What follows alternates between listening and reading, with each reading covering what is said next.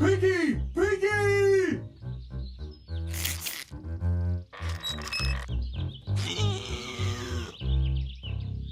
I'm sure that most people who are watching this are more than likely familiar with Toei Animation. They are probably the single biggest animation studio in all of Japan. I'm pretty confident in making that claim. After all, they're the studio behind anime titans like Dragon Ball, One Piece, Sailor Moon, and Digimon. It's not exactly trigonometry to understand how Toei was able to build its anime empire. That being said, I think one of the biggest trade-offs with Toei being as huge as it is also means that those who are in charge at Toei are much more prone to greenlight projects only if they're guaranteed to make a ton of money. Hence why you usually see them focus heavily on other existing franchises or a series aimed squarely at children. Yeah, I've lamented the state of original anime in the past. Just check out my Metallic Rouge review if you want to hear more about that. It's not that I don't love anime based on existing properties. I mean, I too have eyeballs and can tell you that Dragon Ball Z and One Piece are amazing. I just wish that there was more balance more than anything. Though in the case of Toei, saying that this is wishful thinking is putting it rather lightly. This is just the business model that Toei has run by for years, and expecting any kind of massive deviation at this point just isn't very realistic. Which is why when I started the new anime girls band Cry and saw the freaking Toei Animation logo pop up before the intro, I immediately spat my Baja Blast all over my screen. I mean, look at this. What is this? Original anime not aimed specifically for children, starring an all-girl rock band with cool music and unique animation? What, have I jumped realities or something? Am I going to look outside my window and find that everything's flipped upside down because I found myself in some bizarre reverse dimension and reverse me is standing behind me with a gun pointed to me because two-dimensional duplicates of myself cannot live within the same reality? Okay, I'm probably getting a little off track here. Girls Band Cry premiered April 6th, 2024. At this point in time, there's something like 10 episodes. However, it only took the first few minutes of the first episode for this anime to sink its adorable yet angsty hooks right into me. Right off the bat, I mean, just look at this anime, bro. It is usually very rare for me to enjoy 3D anime projects. In fact, I think I can actually count the ones that I've enjoyed on just one hand. Beastars, Godzilla Singular Point, which isn't even fully 3D. Bell, that also isn't fully 3D. Promare, that also isn't fully 3D. And Trigun Stampede.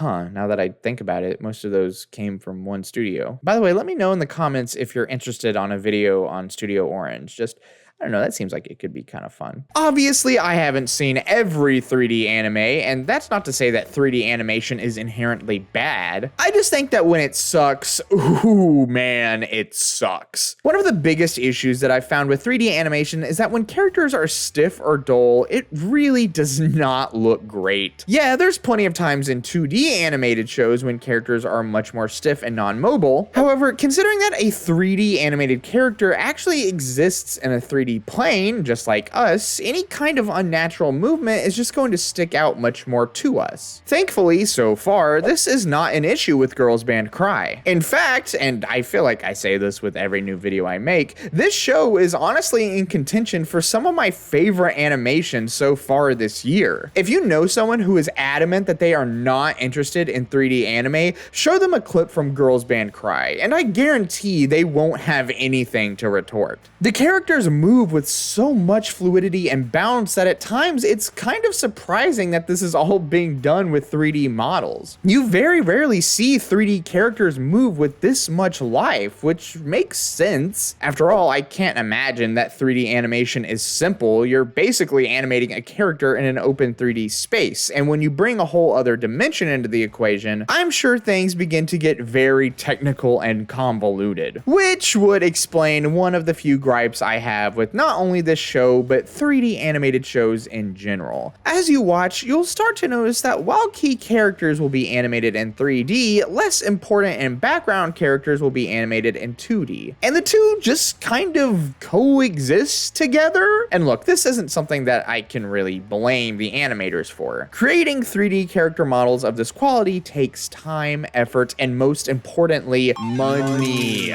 So often shows like this will save on budget by just populating the world with 2D characters. And like I said, I get it. It's kind of jarring to me, but that's really just a nitpick if anything. And regardless, the story and characters more than make up for it. The original mission statement for Girls Band Cry was to combine animation with real band activity. And I've never been in a band before, but I feel like they absolutely nailed this dynamic. These characters are, to put it kindly, a train wreck.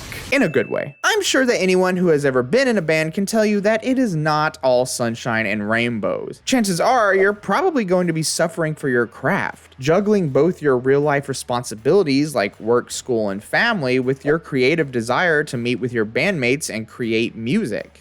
And man, in this anime, you can feel that struggle. To be perfectly honest, I feel like you don't even need to be in a band to appreciate what this anime puts its main characters through. If you've ever worked a part-time job to support yourself while also having to study for college classes, you should fully understand the toll something like that can have on your personal life and interests. This is what we see our protagonist Nina experience as she tries tooth and nail to have her band hit it big. And it just makes it so easy to root for her and the others, because they all really do just feel like real people who are trying their best with what they have. They have deep-rooted anxieties and flaws. They fight a lot, oftentimes in public, where they completely disregard the fact that they're in public and everyone is staring at them while they just shout at each other. And oh, okay, this is making my anxiety go through the roof. All of them are train wrecks, but I love them because it's not like they're just one big train wreck. It's more like they're just a bunch of small, cute train wrecks that are kind of all lined up together,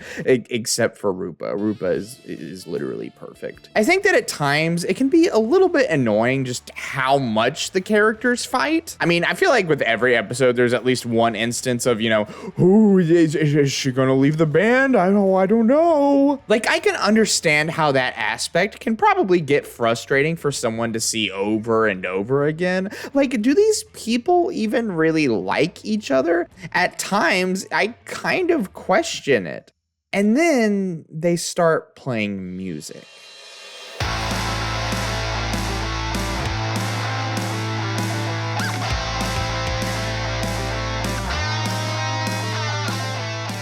The music in this show is way too good. I am devastated by the fact that I can't let you guys hear any of it due to copyright. It's honestly a tragedy. But all I can say is that if you're not even in the slightest bit interested in checking Girls Band Cry out, at least listen to the music, because the soundtrack is banger after banger. And this element is only amped to 11 when you watch the actual show with context. When the band actually begins playing music, the world around them lights up into a euphoric wonderland of color. And to me, this is the ultimate demonstration of how it feels to listen to music. And to give you guys an example, I would like to talk about my favorite moment in the entire show. From episode 1, when Nina and Momoka play together for the first time. They play a song called Void, something that Momoka had written with her previous band, Diamond Dust, and after a falling out with said band,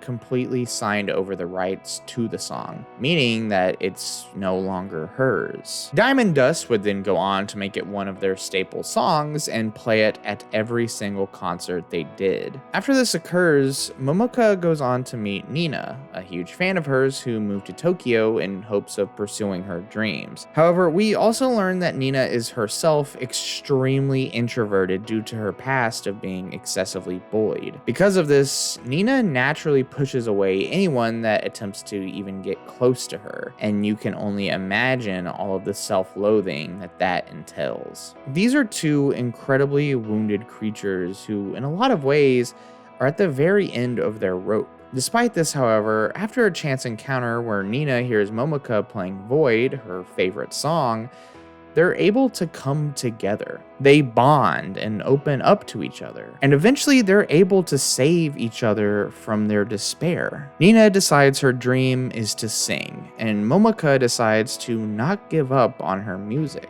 And it all culminates when Nina and Momoka finally perform Void together.